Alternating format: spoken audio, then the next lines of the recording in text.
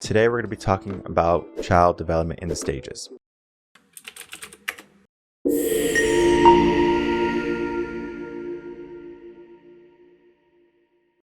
Welcome everyone, my name is Michael Reardon. Today we're going to be talking about child development in the stages. Now we're going to be breaking it down into the 5 main stages of what child development is, and that's going to be behavior, environment, values, beliefs, and identity.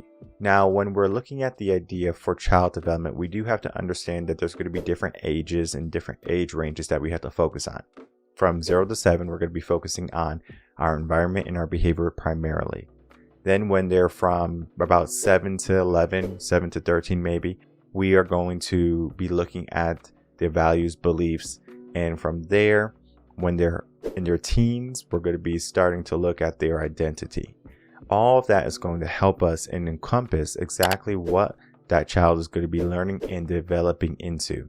Because if you don't have a strong environment for them, then they're not going to learn culture, they're not going to learn expectations, they're not going to have good behaviors, because all of that is important there.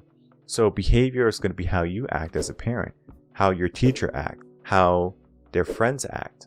And all of those are going to be things that you have to be paying attention to. Because if you find you're not seeing much improvement, then you need to make sure that you change the environment or you change your behaviors in that environment. Then we go on to our values and our beliefs. Now, these steps right here are going to be exactly what you instill into them, right? Are you going to instill respect into them? Are you going to instill love and care into them? Are you going to tell them to be fighters? Are you going to tell them to understand the world? This right there is going to be that point where you're building them up, right? So now they can have either a strong mindset or a weak mindset. And what happens in this area in the values and beliefs is that many children today are not getting the values and the beliefs that are congruent with what their parents want, because there's so much social media out there, there's so many peers out there with their own views. So your child is actually getting an outside stimulus of values and beliefs, and they might not be what you want. So then at that point, when they go off to school, they're getting the values and the beliefs of the teacher. That's why a lot of parents today are opting for homeschooling, because teachers have a huge impact on values and beliefs. And we have to do our best as parents to make sure that we are giving our children the values and the beliefs that are going to help them become stronger individuals in the future. And then we get into the tippy top of it, and that's going to be the identity aspect. And the identity aspect is going to be talking about, who am I as a person? Now, it could be a little bit ego, but when we start to build our identity, it's going to be in our teen years. At this point, you might be a sports player, you might be a gamer, you might be a cheerleader, basketball player, a soccer player. There's so many different things that you can do. And what happens at this stage of development is that children are going to identify themselves as this type of person. Oh, I'm a goth. Oh, I'm a frat. Oh, I'm a cheerleader, right? Oh, I'm a jock. There's going to be that mentality there, building their identity, because they have to know who they are. They have to give themselves some purpose.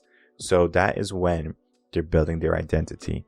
Now, we have control in every area all the way up to identity. At that point, when they start to identify themselves, that is when we have no control as parents. So we have to do our due diligence in the first years of their life, all the way up until teens, give them what they need, give them the foundation, give them the structures, because if we don't give them that, when they are teens, they're going to be rebellious. They're going to focus on their peers more than they focus on their family.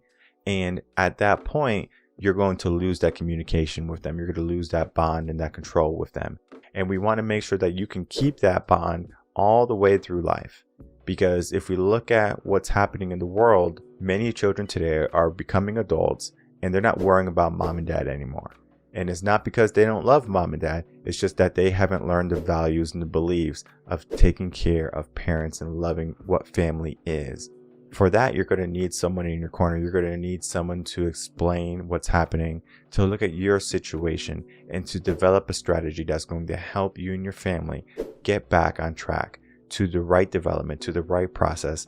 And it's never too late. Because even if you have a teen who's going in a different path and needs a little bit of guidance, the best thing for that teen is going to be a mentor, is going to be a coach, is going to be someone who's going to be offering the real world experience with your values forefront.